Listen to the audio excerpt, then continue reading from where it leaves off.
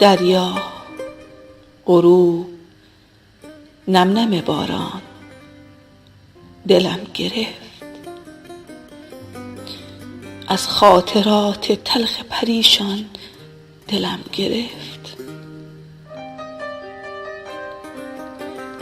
غم در نگاه سرد خیابان نشسته است.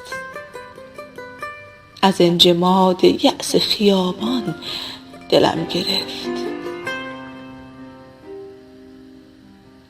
سخت است بی تو دیدن باران برای من.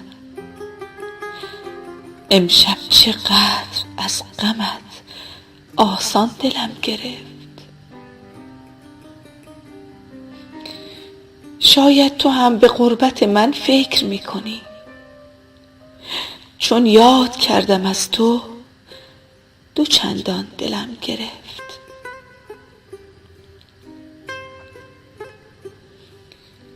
بی تو سکوت خانه چه فریاد میزند. از ساعت این مترسک حیران دلم گرفت.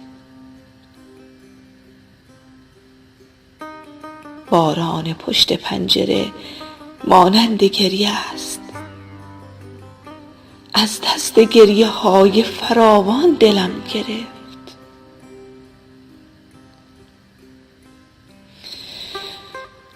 یک شعر عاشقانه و یک بغض یخزده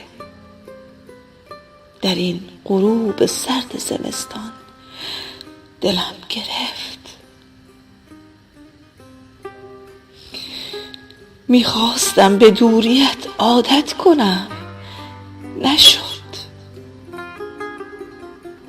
میخواستم به دوریت عادت کنم، نشد. امشب دوباره از تو چه پنهان دلم گرفت.